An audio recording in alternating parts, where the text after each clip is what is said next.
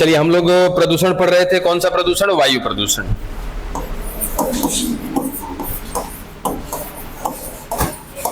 वायु प्रदूषण में लगभग बहुत सी बातें हमने देख ली है, लगभग खत्म कर लिया है। अब हमें क्या देखने हैं, सुनो ध्यान से। पहले टॉपिक को हमेशा बताते ना कि पहले गेन करिए अपने अंदर कि हम पढ़ेंगे क्या और क्या क्या पढ़ चुके हैं, याद है? पीछे क्या क्या चीजें पढ़ चुके हैं वो सब कुछ याद है ना? पक्का? चलिए वो देख लीजिएगा फिलहाल इस। हाँ, हमें बताए थे ना कि 30 शहर को चूज किया। हाँ, टॉप मोस्ट पॉपुलेटेड जो सिटीज थी, हाँ, ये सीपीसीबी ने, ठीक है। ऐसे क्या होता है कि हर चीज का एक कंट्रोल यूनिट बनाया गया, वही लोग उसकी निगरानी करते हैं। अब जैसे इंडिया में पॉपुलेशन बढ़ रहा है, पॉल्यूशन बढ़ रहा है, इन दोनों को कंट्रोल करने के लिए कहीं ना कहीं एक बोर्ड तैयार किया गया, ठीक है। हर चीज का एक बोर्ड है। आप एग्जाम देते हो, एक एग्जामिनेशन बोर्ड है। इंडिया में क्रिकेट एग्जाम होता है, उसका भी एक कहीं ना कहीं बोर्ड कमेटी बैठा हुआ है, ठीक है। जैसे अभी चुनाव होने वाला है, चुनाव आयोग है अपने पास, तो वहां पे क्या करते हैं कि ऐसे व्यक्तियों को सुनिश्चित करके टारगेट कर देते हैं जो लोग उससे जुड़े हुए काम को करते हैं, ठीक है। अब पॉपुलेशन से रिलेटेड अगर काम करना है तो उसमें कुछ डॉक्टर्स होंगे, ठीक है, कुछ इंजीनियर्स होंगे जो डायग्रामेटिकली तरीके से एक डायग्राम बना करके देंगे कि इस एरिया में इतना पॉपुलेशन बढ़ना चाहिए, ठीक है। वैसे ही प्रदूषण बढ़ रहा है तो कुछ ऐसे मनोवैज्ञानिक भी होंगे उसमें, जिनका अनुमान बहुत लंबे दूरी तक का होगा। वो पहले ही अनुमान लगा लेंगे कि आगे आने वाले 10 सालों में क्या होने वाला है। फिर अभी वर्तमान में कुछ ऐसे वैज्ञानिक होंगे जो उस पर कार्य करेंगे। देखेंगे कुछ हम लोग ऐसे ना, जैसे कुछ केस स्टडी करेंगे। केस स्टडी करेंगे कहने का मतलब कि हमने प्रदूषण क्या होता है ये समझ लिया, ठीक है। चलो, प्रदूषण किसके वजह से होता है ये समझ लिया। जिसके वजह से होता है क्या बोला? प्रदूषक बोला। फिर वो प्रदूषक कितने प्रकार के हो सकते हैं वो भी हमने देखा कि सर वो प्रदूषक अगर मैं बात करूं तो टोटल 4 प्रकार है, और आधार के हिसाब से बात करूंगा तो 2 आधार है। पहला, जिनका डिकम्पोजिशन हो सके या ना हो सके, ये पहला आधार था।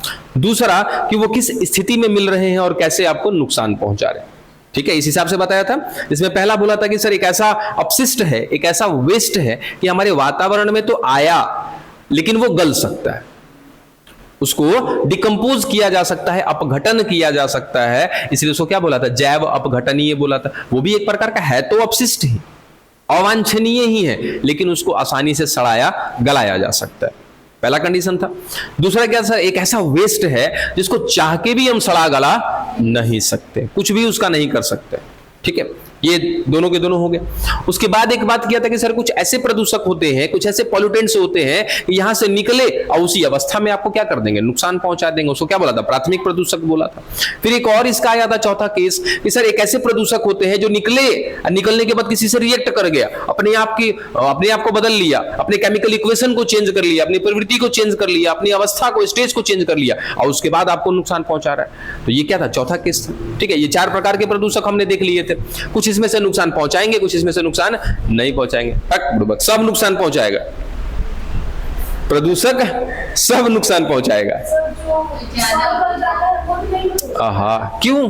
वो नुकसान नहीं पहुंचाता है, पहुंचाएगा, कम पहुंचाएगा, लेकिन प्रदूषक मतलब प्रदूषक, जहर मतलब जहर, बस समझे, चाहे वो थोड़ा सा हो या भयंकर वाला जहर हो, ठीक है। अब देखो आपके घर में ना रोटी है, एग्जाम्पल के तौर पे लेना, सर खाना बनाया था कल, 4 रोटी गलती से छूट गया, हमको यादें नहीं है। वो रोटी गल सकता है, सड़ सकता है आसानी से, तनिक सड़ा लो उसको, आगे से उसका ढक्कन खोल लेना, नहीं वायु प्रदूषण हो जाए तो फिर कहना। समझ में गया? तो क्या एक प्रकार से प्रदूषण है उससे? सर बिल्कुल है, लेकिन अगर उसका अच्छे से डिकम्पोजिशन किया जाए तो उस प्रदूषण को नष्ट किया जा सकता है। समझ में आ गया? ये बात बोला था। अब सर को सल्फास जहर है, एगो थोड़ा मोड़ा जहर है, अब सल्फास जहर खा के टे बोल देना है, दूसरा जहर रहेगा तो मेरी बचा के आने का चांसेस है। बस वही चीज है। सर नुकसान तो चारों के चारों में है, लेकिन उनमें से एक लौता ऐसा है जिसका डिकम्पोजिशन किया जा सकता है, उससे बचा जा सकता है, ठीक है। ये चीज था। प्रदूषण हमें समझ में आ गया। अब प्रदूषण के अलावा बात किया था हमने क्या कि सर इस प्रदूषण को, इस वायु में जो प्रदूषण हो रहे हैं, कुछ जो अवांछनीय कारक जिनकी जरूरत नहीं है वो बढ़ते जा रहे हैं, हम कैसे इनका नियंत्रण करेंगे? कैसे कर सकते? कैसे कंट्रोल करेंगे इसको, यही बोला था पढ़ने के लिए आपको कि भाई कंट्रोल करो, कैसे कंट्रोल करोगे, ठीक है। तो एक सबसे पहला जो मेथड है, याद रखिएगा, सबसे पहला मेथड किस चीज को कंट्रोल करने का, वायु प्रदूषण, एयर पोल्यूशन को, ठीक है। इलेक्ट्रोस्टैटिक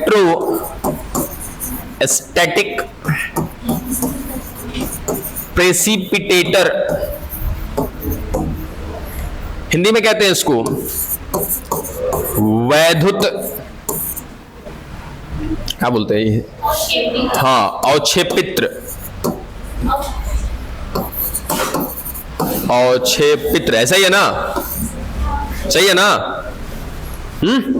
चल, अब इस यंत्र को समझते हैं, ये यंत्र कैसे काम करता है, ठीक है। सर पहला वर्ड आ रहा है इलेक्ट्रोस्टैटिक वैद्युत, इसका मतलब यहां पे किसका इस्तेमाल किया जाएगा, इलेक्ट्रिसिटी का इस्तेमाल किया जाएगा, ठीक है।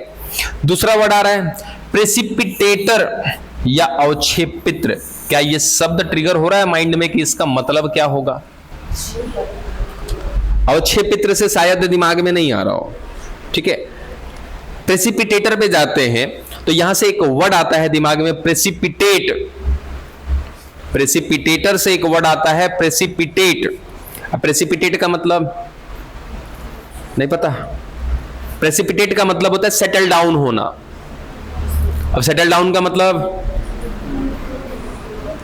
अरे कुल मिला जुला के बाबू पेनी में जाके बैठ जाना, समझ में आ गया, उसको कहते हैं प्रेसिपिटेट होना। ये चीज नॉर्मली आप पढ़ते हो जब अलग होना भी कह सकते हो, एक तरीके से वो अलग होना ही कहलाता है।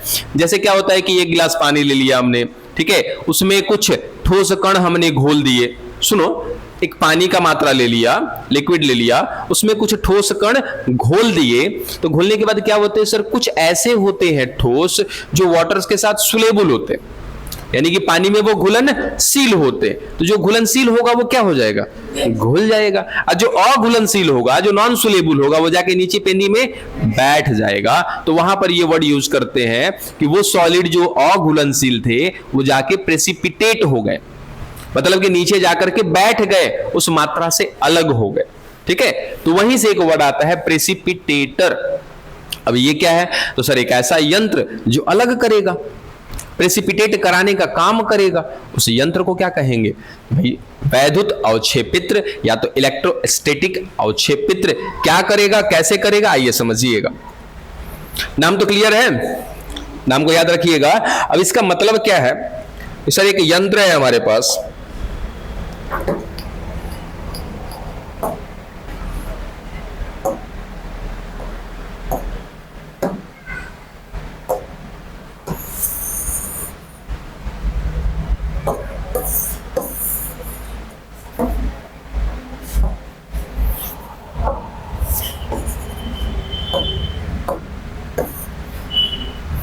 देखिए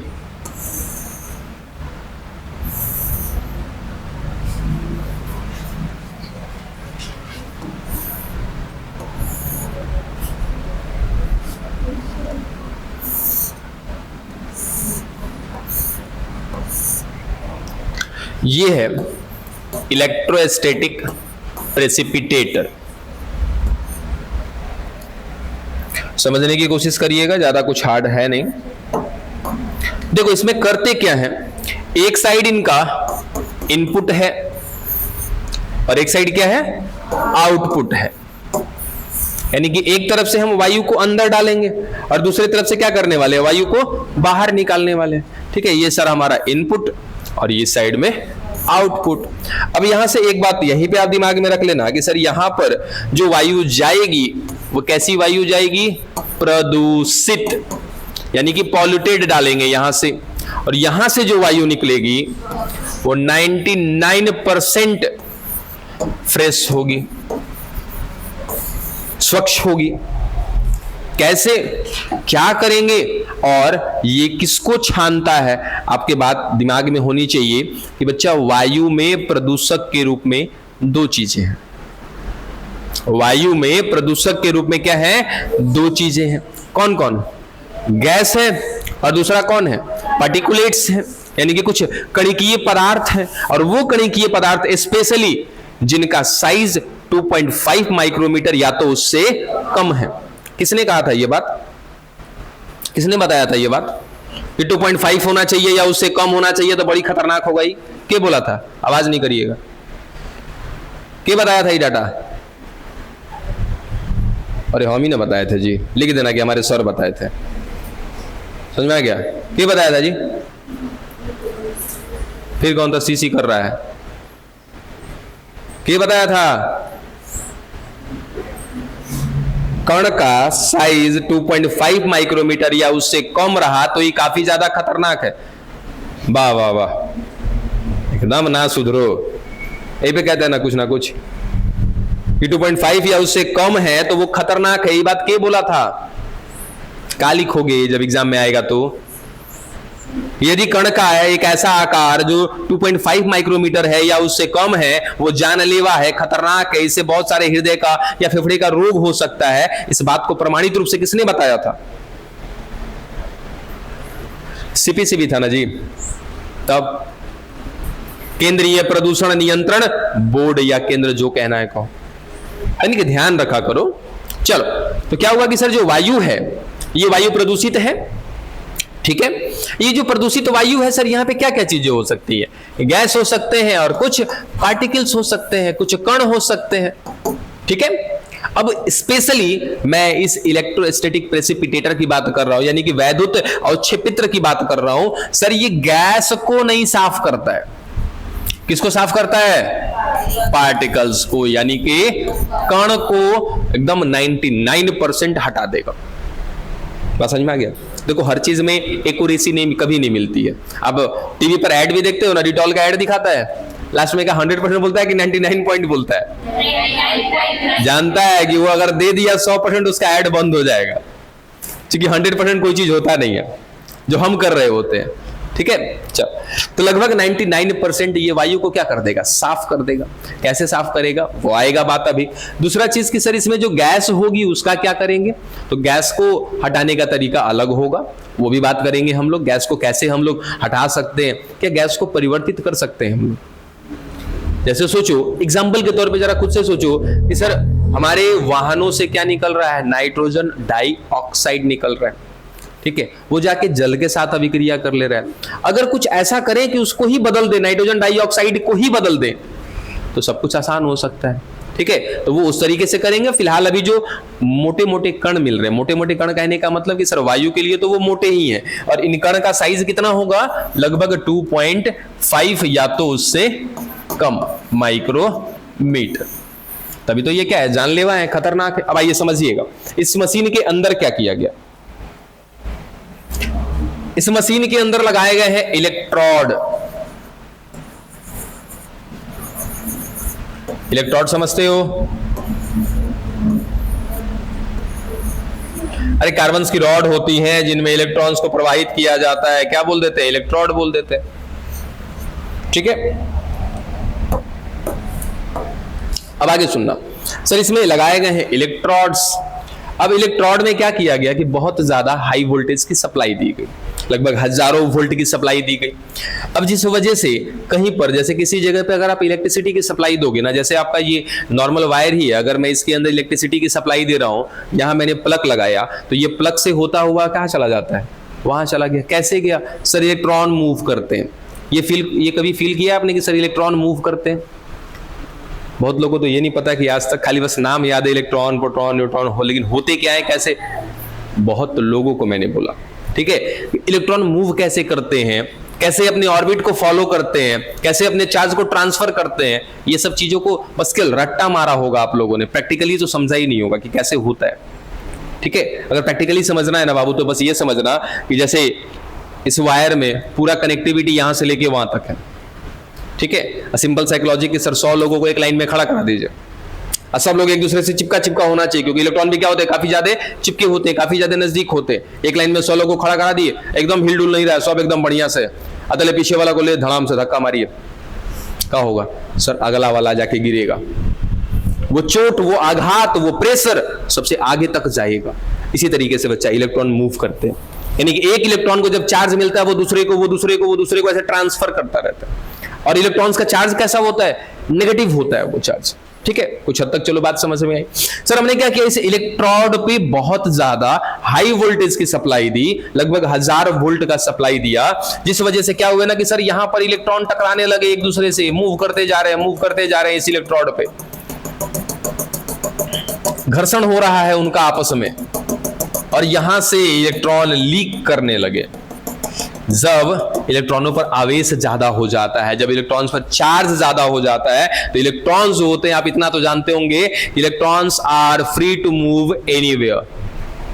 इलेक्ट्रॉन्स जो होते हैं किसी के प्रति फिक्स नहीं होते हैं, वो कहीं भी आ जा सकते हैं, जहां जिधर का प्रवाह मिला वो बह जाएंगे। अब इलेक्ट्रॉन मान लो एकड़ा में बह रहा है, ठीक है, इसमें बह रहा है इलेक्ट्रॉन, इसको खाली मौका मिलना चाहिए, हम पकड़ लिए तो हमरों में बहने लगे, चालू हो जाएगा हमारा कहानी। बस समझ में आ गया? वो फ्री टू मूव एनीवेयर है, कहीं भी जा सकता है, बशर्ते खाली क्या मिलना चाहिए, उसको चालकता मिलना चाहिए। बस समझ में आ गया कि बस अगर उसको कंडक्टिविटी मिल गया, कंडक्टर मिल गया, चालक मिल गया, तो तुरंत बह जाएगा उन्हें।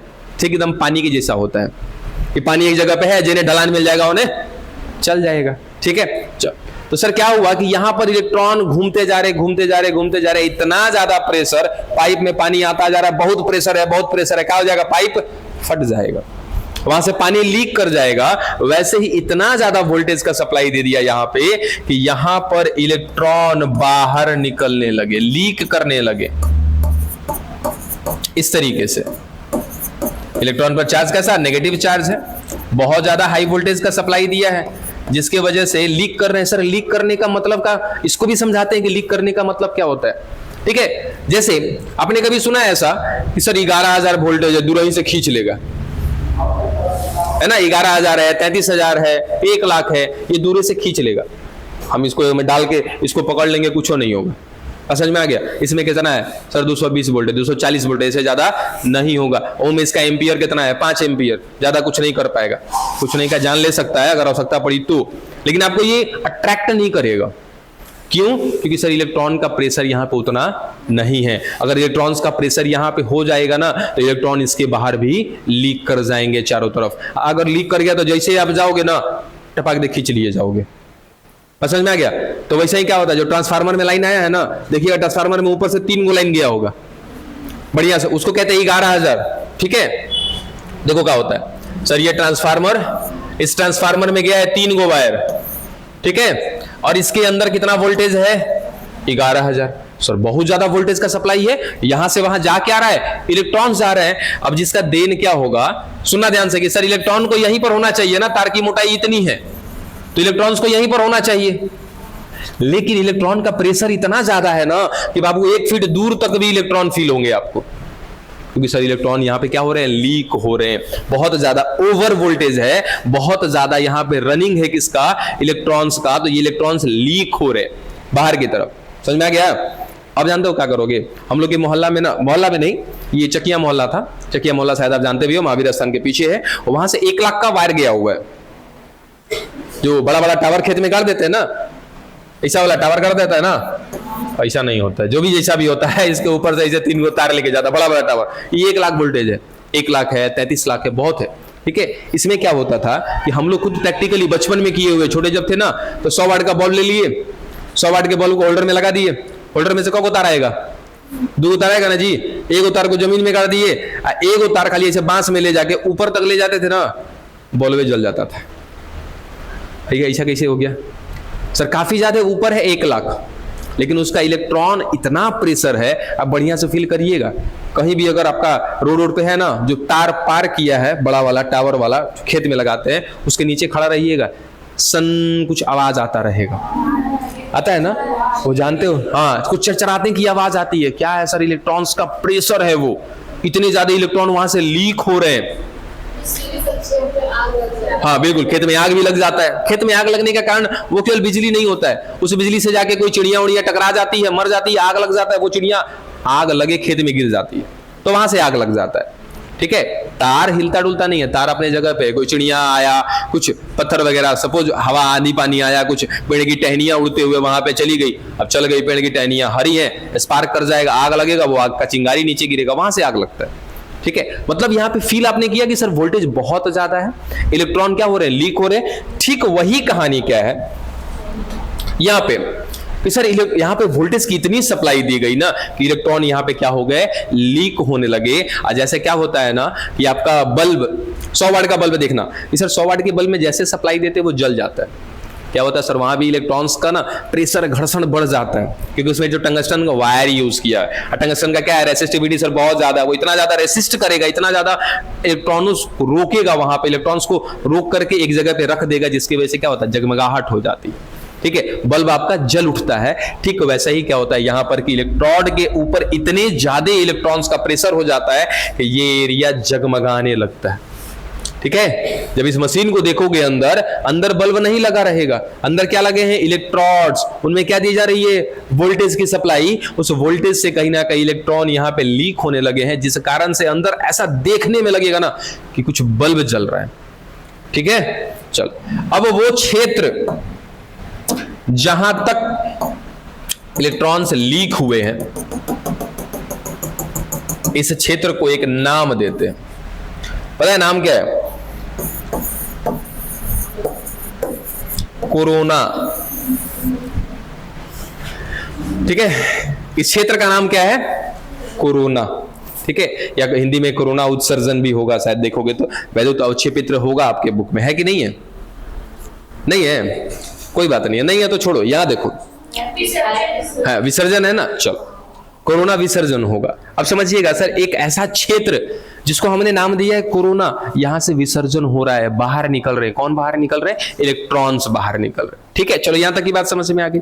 अब क्या करने वाले हैं कि सर यहां से हम वायु की सप्लाई दे रहे हैं, चलो सर वायु भेजते हैं अब हम इसके अंदर, वायु आ गया इसके अंदर। अब वायु जो आ रहा है, इस वायु में क्या है सर, प्रदूषित वायु है, गैस की तो बात नहीं कर रहे हम लोग, मोस्टली क्या बात करें कि सर ऐसा वायु जिसके अंदर क्या है, कण है, पार्टिकुलेट से, उनको क्या करना है, हमको साफ करना है। जैसे ही यहां पे जाएंगे, जो कण होंगे, आपको पता है ना सर, नेगेटिव चीजें पॉजिटिव चीजों को या किसी और भी चीजों को बहुत तेजी से अट्रैक्ट करती हैं अपनी तरफ। ठीक है, जैसे ही वायु जाएगा, उस वायु के साथ क्या होंगे, कुछ कण होंगे, ये कण यहीं से होकर के गुजरेंगे। ठीक है, जैसे ही वो कण होकर यहां से गुजरेंगे, यानी कि सर ये है वो कण जो यहां से निकल के बाहर आ रहे हैं। ठीक है, वायु के अंदर मिले हुए वो कण जो इस क्षेत्र को, कोरोना क्षेत्र को पार करके बाहर आ रहे हैं। अब जानते हो प्रॉब्लम क्या होगा, ये जितने भी कण यहां से होते हुए बाहर निकले हैं, ये सारे पर चार्ज आ जाएगा, नेगेटिव। बात समझ में आ गया, काहे चार्ज आएगा, क्योंकि इनके आसपास चारों तरफ क्या मिल रहा था सर, पूरे के पूरे इलेक्ट्रॉन्स मिल रहे थे। वो इलेक्ट्रॉन क्या कर देंगे, ऋणात्मक चार्ज लगा देंगे उन पर, नेगेटिव चार्ज लगा देंगे। इतना बात समझ में आ गया कि सर नेगेटिव क्षेत्र से होके गुजरेंगे तो हम पर क्या आ जाएगा, नेगेटिव चार्ज आ जाएगा। अब ये भी नहीं समझ में आ रहा है तो खुद से तनी फील करना कि सर चुंबक के साथ अगर लोहा को गुजर सटा के रखिएगा ना, तो उस लोहे के अंदर चुंबक का कुछ देर के लिए गुण आ जाता है। तो केवल सटा के रखने से गुण आ जाता है, यहां पर तो सर चार्ज है, यहां से निकलिएगा तो क्या हो जाएगा, नेगेटिव चार्ज हो जाइएगा। ठीक है, अब आगे सर, इसके आगे ना क्या करने वाले हैं, देखो कुछ प्लेट लगा के रखी है। ठीक है, और इन प्लेट्स पर हमने अपने हिसाब से चार्ज बनाया हुआ है, कैसा, पॉजिटिव।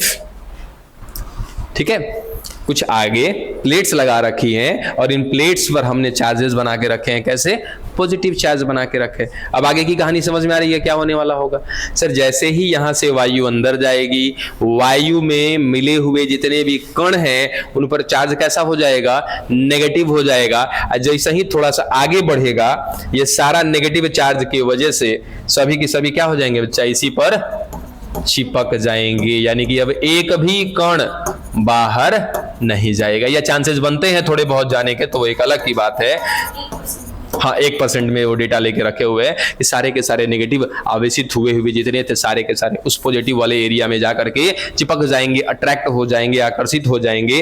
और यहां से जो वायु निकलेगी, क्या निकलेगी, शुद्ध निकलेगी। शुद्ध कहने का मतलब कण रहित निकलेगी, इसमें कण नहीं होंगे। बात समझ में आ गया? इस तरीके से काम करता है आपका इलेक्ट्रोस्टैटिक प्रेसिपिटेटर।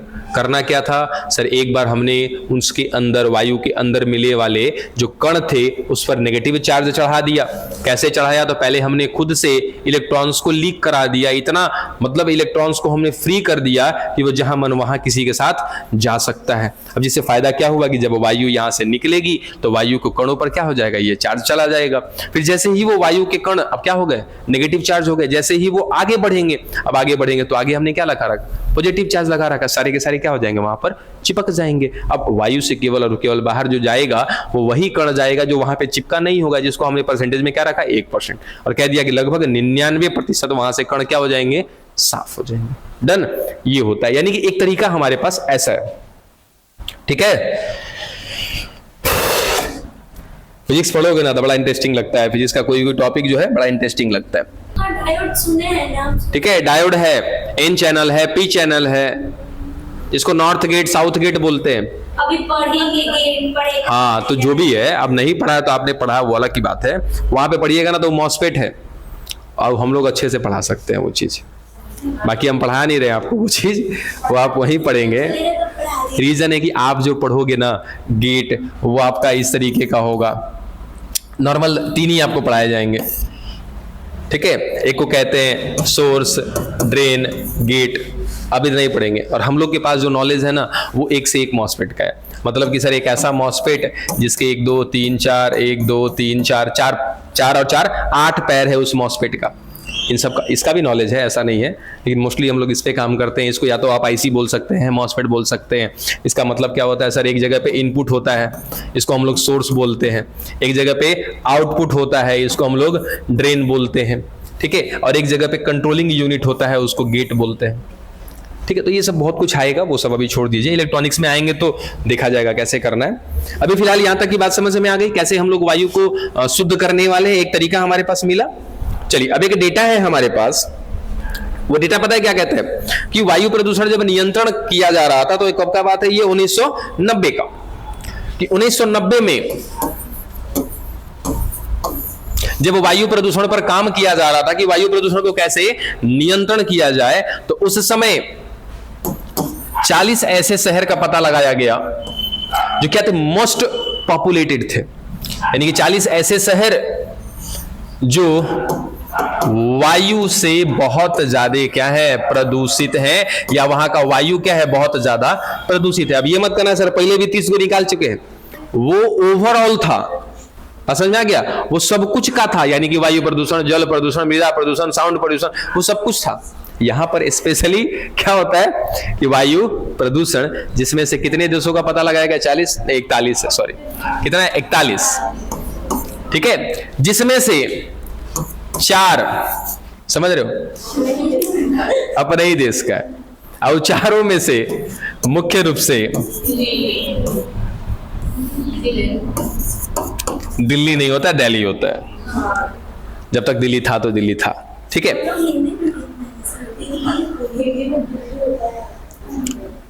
ठीक है, अच्छी बात है, ठीक है।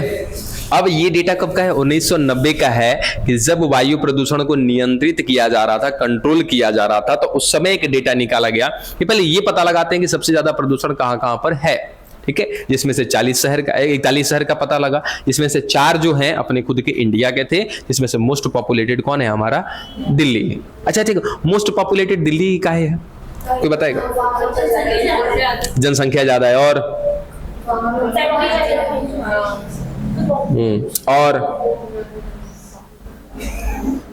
मेन मोस्ट क्या कह देंगे सर, पॉपुलेशन क्या है वहां का, बहुत ज्यादा है। अब ज्यादा पॉपुलेशन होगा तो पोल्यूशन भी वहीं पर सबसे ज्यादा होगा, ठीक है। अब क्या हुआ कि जब ये डेटा आया ना, अब सुनो, जब डेटा आया तो क्या हुआ पता है, एक बवाल मच गया।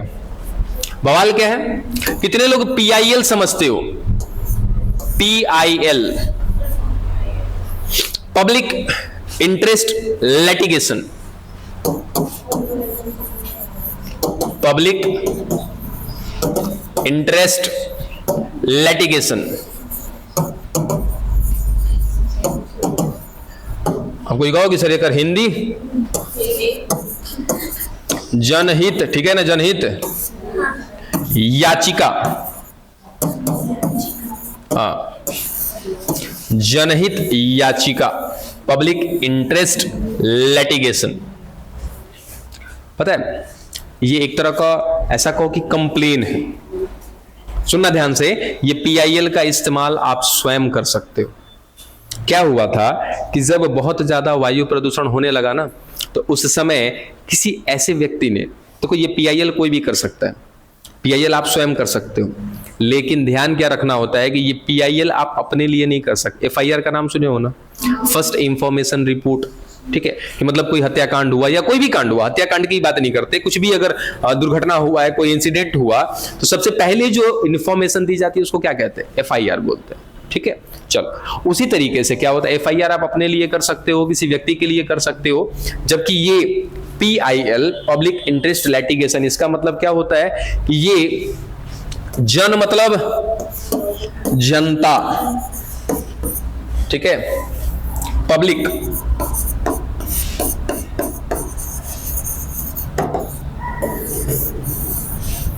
हित मतलब उनके हित में, बस समझ में आ गया, यानी कि जनता के हित में, उनके लिए अच्छा होना चाहिए, पब्लिक के लिए अच्छा होना चाहिए। अगर कुछ पब्लिक के लिए गलत हो रहा है तो वहां पर आप एक PIL डाल सकते हो। एक और बड़ी अच्छी बात होती है कि ये PIL डायरेक्ट सुप्रीम कोर्ट देखता है, ठीक है, PIL civil court, high court भी नहीं देखता, सीधा सुप्रीम कोर्ट देखता है, ठीक है, civil court, high court, supreme court, ठीक है। तो क्या हुआ कि दिल्ली के सुप्रीम कोर्ट में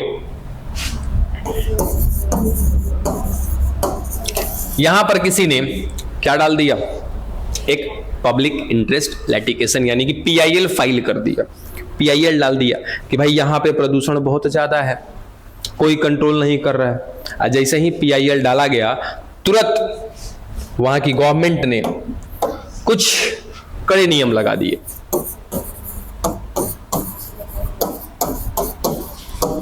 क्योंकि देखो, अगर कुछ सही रहा और आपने सही जगह पर PIL फाइल किया है, सही मुद्दे को उठाया है अगर PIL में, तो तुरंत वहां से कार्रवाई होनी तय है। एक आम आदमी, एक आम नागरिक, उसने क्या किया, सुप्रीम कोर्ट में PIL डाला। किस खिलाफ में PIL डाला कि भाई दिल्ली का प्रदूषण लेवल, यानी कि कहीं ना कहीं पॉल्यूशन क्या हो रहा है, बढ़ता जा रहा है, बढ़ता जा रहा है, बढ़ता जा रहा है, और कोई उसको कंट्रोल नहीं कर रहा है। उसी समय सुप्रीम कोर्ट ने क्या किया, दिल्ली सरकार को फटकार लगाया। फटकार लगाया मतलब समझ रहे हो, उसको कहा कि भाई साहब एक ऐसा काम करो कि तुरंत जल्दी कड़ा नियम लगाओ, ना तो तुम्हारे ऊपर हम कड़ा नियम लगा देंगे। समझ में आ गया। और उस समय जो भी था दिल्ली सरकार में, कब की बात हो रही है, ये 1990 की, ठीक है, उस समय ये PIL गया था। और उस समय तुरंत दिल्ली सरकार ने क्या लगा दिया, बहुत ज्यादा कुछ कड़े नियम लगा दिए कि भाई अब आपको इस नियमावली के अंतर्गत ही चलना है, और नहीं चलिएगा तो आपको बाहर कर दिया जाएगा, पोल्यूशन अगर फैलाइएगा तो आपको बाहर कर दिया जाएगा, ये सब कुछ, ठीक है।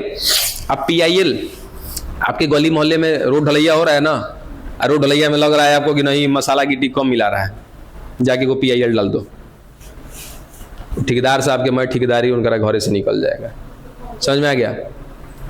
लेकिन ये ध्यान रखना है कि पीछे से आपका कोई सपोर्टर होना चाहिए, आपको सपोर्ट करने वाला होना चाहिए, तो पता चले कि PIL फाइल करिएगा, आपके घरे आपका PIL खुद निकाल दिया जाएगा। समझे, इस सब का ध्यान रख करके आप डाल सकते हो। जहां पे पब्लिक के हित में काम नहीं हो रहा है वहां पर आप PIL फाइल कर सकते हो, अपने लिए पर्सनली PIL नहीं कर सकते हो, ठीक है। चलो अब कुछ कड़े नियम की बात करें कि दिल्ली सरकार ने क्या किया, कुछ ऐसे कड़े नियम लगाए जिससे प्रदूषण को कंट्रोल किया जाने लगा। क्या क्या कड़े नियम लगाए देखो। सबसे पहला इन्होंने कहा, दिल्ली सरकार की बात कर रहे हैं, इन्होंने कहा कि भाई ऐसी गाड़ियां जो क्या हो चुकी हैं, पुरानी हो चुकी है, उनको सीधा करिए बंद, और दिल्ली की सड़कों पे नहीं चलेंगी। तो पुरानी गाड़ियों को क्या कर दिया, बंद कर दिया। जो जितना ज्यादा पुराना था उसको बंद कर दिया। अब आज भी देखिएगा ना कि 10 साल के बाद दिल्ली में गाड़ी नहीं चलती है। बस समझ में आ गया। कुछ कुछ गाड़ियों का तो सुने हैं कि शायद 5 साल ही वहां पे वैलिड है। इसीलिए देखिएगा कि अपने तरफ दिल्ली नंबर की गाड़ियां मिलती हैं, अपने तरफ दिल्ली नंबर की गाड़ियां सस्ती मिलती हैं। आप बिहार नंबर गाड़ी खरीदोगे, एक अनुमान बता रहे, बिहार नंबर का कोई गाड़ी खरीद रहे हो आप second hand, suppose Swift Dzire आप खरीद रहे हो या इंडिका ही खरीद रहे हो, जो भी आप गाड़ी खरीद रहे हो, ठीक है, बिहार नंबर खरीदोगे 4 लाख पड़ेगा। और वही चीज, वही मॉडल, उससे बेस्ट कंडीशन में बिहार वाला तो बॉडी वॉडी टूटल फूटल है, और दिल्ली वाला जो एकदम पूरा फ्रेश है, सब कुछ एकदम ओके है, एकदम फिनिश किया हुआ, अंदर से डिजाइन वगैरह सब किया हुआ, दिल्ली नंबर 1 लाख में मिल जाएगा। हाँ, बिहार नंबर लोगे तो 4 लाख लगेगा, यूपी आ जाके दिल्ली नंबर लोगे तो 1 लाख लगेगा।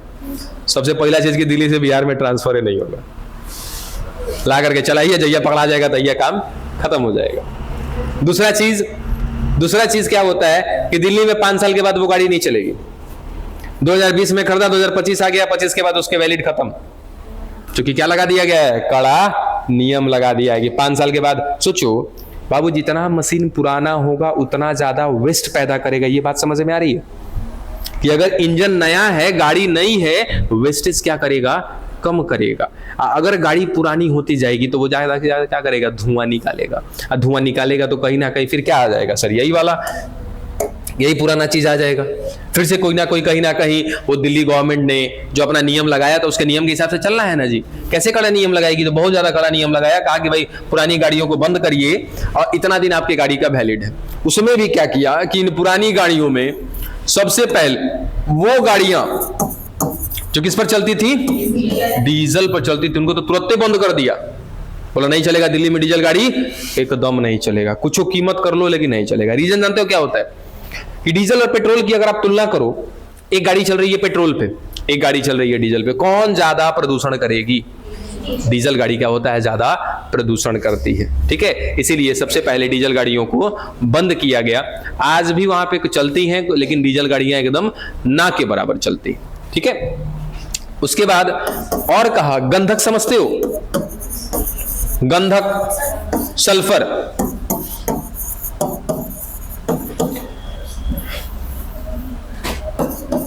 सल्फर पीएच होता है ना। चलो, अब इस सल्फर का इस्तेमाल किया जाता है पता है क्या चीज में, फ्यूल बनाने में। फ्यूल मतलब ईंधन बनाने में। सर जो पेट्रोल डीजल बनता है ना, उस पेट्रोल और डीजल को बनाने में किसका इस्तेमाल लिया जाता है, सल्फर का इस्तेमाल लिया जाता है। जैसे ही पेट्रोल डीजल जलता है उसी समय क्या निकलता है, यहां से SO2 निकलता है। ये बात तो पहले बता चुके हैं। जब गाड़ियां जलती हैं, सॉरी गाड़ियां नहीं जलती, मतलब गाड़ियों में जब ईंधन जलते हैं, जब पेट्रोल या डीजल जब जलाया जाता है तो जाके अंत में जो वेस्ट बनता है क्या बनता है, SO2, सल्फर डाइऑक्साइड। ठीक है, ये बात हम लोग पहले कर चुके हैं। ठीक, तो ऐसा क्यों हो रहा है, क्योंकि सर इसमें ज्यादा से ज्यादा सल्फर का इस्तेमाल किया जा रहा है। तो गवर्नमेंट ने बोला कि भाई आप एक ऐसा काम करिए कि जो आप ईंधन बना रहे हैं ना, इस ईंधन में, इस पेट्रोल डीजल में किसकी मात्रा कम करिए, भाई सल्फर की मात्रा कम करिए, गंधक की मात्रा कम करिए। जब इसकी मात्रा कम रहेगी तो इससे फायदा क्या होगा कि SO2 का लेवल हमेशा क्या निकलेगा, कम निकलेगा, ज्यादा रहेगा तो ज्यादा निकलेगा। ठीक है, ये कुछ कड़े नियम लगाए गए। अभी समय है ना आप लोग के पास? ठीक है, आगे। और सबसे ज्यादा फोर्स किया, मतलब कि फोर्स कहने का मतलब कि सबसे ज्यादा प्रेशर दिया एक काम को करने के लिए, है जोर डाला। और वो जोर क्या था कि सर आप सभी को इस्तेमाल करना है CNG, कंप्रेस्ड नेचुरल गैस। क्या बोलते हैं हिंदी में, संपीड़ित प्राकृतिक गैस। ठीक है, अब CNG और एक नॉर्मल फ्यूल की मैं बात करूं, सबसे ज्यादा प्रेशर दिया CNG इस्तेमाल करने के लिए। अब एक नॉर्मल फ्यूल की बात कर ले, नॉर्मल फ्यूल कहने का मतलब सर पेट्रोल डीजल और एक CNG की बात कर ले, दोनों की तुलना कर दे तो पता है क्यों कहा CNG को कराने के लिए, या क्यों CNG का इस्तेमाल करने के लिए ज्यादा से ज्यादा प्रेशर दिया जा रहा है? रीजन कोई बताएगा? बिल्कुल, CNG क्या करता है, कम प्रदूषण करता है। अगर इसकी तुलना में देखा जाए तो CNG और ये फ्यूल अगर दोनों के दोनों प्रदूषण कर रहे हैं तो ये क्या करेगा, बहुत कम मात्रा में प्रदूषण करेगा। इससे जो गाड़ियां चलेंगी उन गाड़ियों से धुआं नहीं निकलता है, चाहे वो गाड़ियां लाख पुरानी हो जाए, उन गाड़ियों से धुआं नहीं निकलता है। वेस्टेज तो है, ऐसा नहीं है। देखो जहां भी अगर कुछ जल रहा है, कुछ ईंधन जल रहा है या कुछ भी, जैसे हम लोग के अंदर क्या हो रहा है सर, ग्लूकोज जल रहा है। कैसे जल रहा है ग्लूकोज? रिस्पायरेशन के दौरान, श्वसन के दौरान। कौन जला रहा है? ऑक्सीजन जला रहा है। क्या वेस्टेज नहीं बन रहा है हम लोग के अंदर? CO2 नहीं बन रहा है? बन रहा है। ठीक है, तो सर वो भी तो बाहर आ रहा है। तो वैसे ही कोई भी चीज अगर जलेगा तो वहां से वेस्टेज तो बनेंगे। ठीक है सर, यहां से जल रहा था जो डीजल और पेट्रोल, यहां से बहुत ज्यादा वेस्ट बन रहा था। ठीक है, यहां पे क्या बन रहा था, ज्यादा बन रहा था। और यहाँ पे क्या बनता है, बहुत ज़्यादा कम बनता है, इसलिए कहीं ना कहीं सीएनजी का इस्तेमाल वहाँ पर प्रेशर दिया गया। और दिल्ली में सबसे पहले कब है, 2002 है कि 4 है जी, 2 है ना, 2002 में सबसे पहले सीएनजी बेस्ड यानी कि सीएनजी पर आधारित बस चलाई गई थी सबसे पहले। याद रखिएगा कि दिल्ली में कब चलाया गया था सबसे पहला बस सीएनजी पे, 2002 में। और 2005 जाते जाते जब वहां का डेटा देखा गया तो वहां के प्रदूषण में कुछ कमी आ गई थी। ठीक है, कुछ कमी आई थी 2005 जाते, कुछ कमी इसमें प्रदूषण में आ गई थी। अब यहां से एक चीज तो क्लियर हुआ कि चलो कुछ तो नहीं, ज्यादा तो नहीं, लेकिन यहां प्रदूषण कम हो गया, बढ़ा तो नहीं कम से कम। ठीक है, 3 साल में कुछ बसों को चलाया गया जिससे कहीं ना कहीं प्रदूषण में कमी आ गई, इसीलिए कहीं ना कहीं वहां ज्यादा से ज्यादा सीएनजी गाड़ियों का इस्तेमाल किया जाने लगा। अब जो भी वहां पे गाड़ियां पुरानी हो जाती है उनको हटा दिया जाता है, और जो वहां पे नई गाड़ियां आ रही हैं वो मेजरली किस पर चलती हैं, सीएनजी पर चलती है। ठीक है, अब एक सवाल आपको दे के जाते हैं, वो सवाल क्या है कि महंगी महंगी गाड़ियां, उनके अंदर कुछ ऐसा डिवाइस लगा होता है जो वेस्ट नहीं बनाता है। क्या लगा होता है? महंगी महंगी गाड़ियां जैसे कहने का मतलब कौन हो सकता है, हाँ लैम्बोर्गिनी में रहेगा, हाँ मिलेगा लैम्बोर्गिनी में मिलेगा।